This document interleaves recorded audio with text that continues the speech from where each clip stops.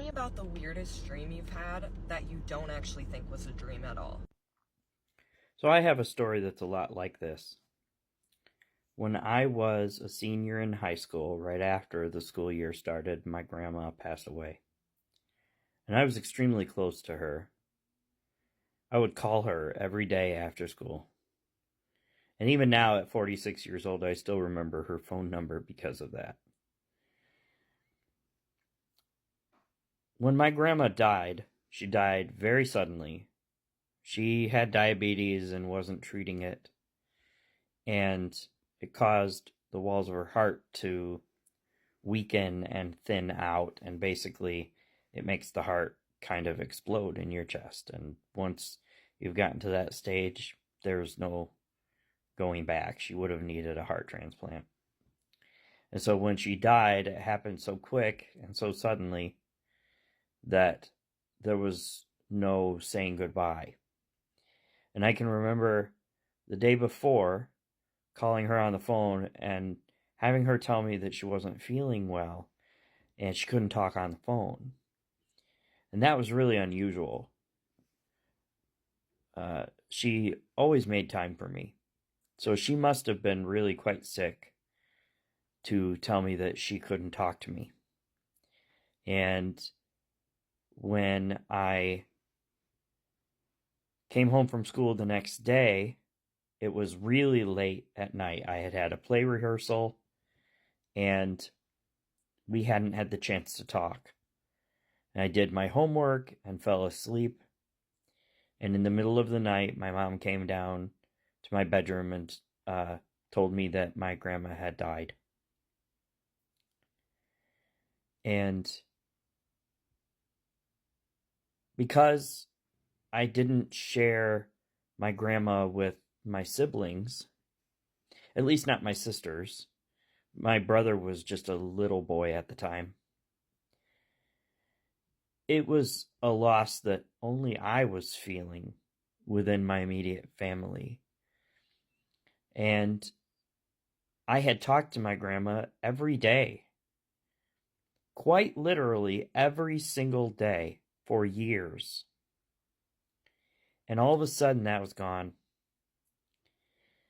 And dealing with that relationship being gone was really hard. And so I did the only thing that I know how to do, which was just to talk to the air in hopes that she might hear me. And I did that through my whole senior year of high school. And when I graduated, my parents picked up our family and moved us across town. And my sisters started going to school in another school district. And I was living at home, working and going to college a little bit. And I was trying to make an adult life for myself. But it wasn't easy. I didn't have the best relationship with my parents because that's what happens when you're 19 years old or 18 years old and, just trying to begin making a life for yourself. But you're sort of still under their thumb, under their roof, within their rules kind of living. And so I was in this transition state of life. And one day I came home from work or something and had had a particularly hard time.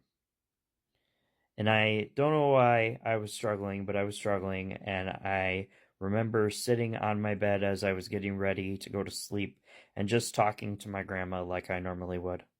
Only this time I think it was like, I really wish I could just see you and talk to you. And I went to sleep. And my mom had just bought me a brand new bedspread.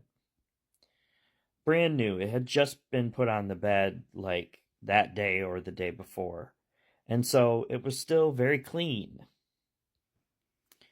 And I went to bed.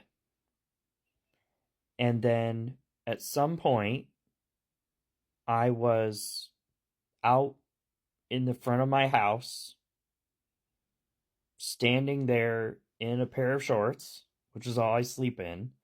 And I remember feeling the chill of the air, like that evening air that just, everything cools off. And being cold, feeling cold, having goosebumps. And then my grandma was standing there with me and she said, "Are you ready? Let's go." And I said, "Where are we going?" And she said, "Let's go." And she reached out her hand and I grabbed it. And then all of a sudden we were in her living room. But it was dark there too. And I could see the streetlights coming in through their big picture window that they had in their living room. But the lights weren't on. It was clearly the middle of the night. And I was standing there in the center of the living room looking at her. She's standing next to the chair that she always sat in. And she said, "I just wanted to bring you here to tell you that everything is going to be okay." And I don't know what I said to her. I probably asked her more about that. And I remember hugging her. And of course, I'm crying. And I could feel the texture of her sweater that she always wore. She loved this sweater. It had big, wide sleeves, and it didn't go all the way down to her wrists. But it had this rough cotton texture that was just really unique to that item. And she wore it every day. She hardly ever took it off.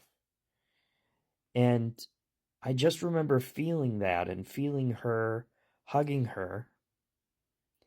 And then I woke up in my bed. And when I woke up, I was so startled that I sat up and started to get out of bed because I didn't know what else to do. I was like, "Oh my God." And so I go to get up and I pull the covers back and my bed is covered with dirt. And I was like, "Where did all this dirt come from?" And I realized that it was on my feet.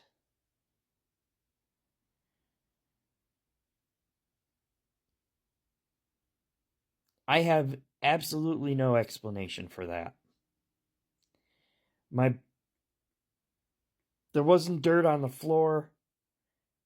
There wasn't dirt on the new bedspread. It didn't come with dirt. And I didn't wear my shoes in bed. So I don't know. No explanation whatsoever. It had to have been that it wasn't really a dream.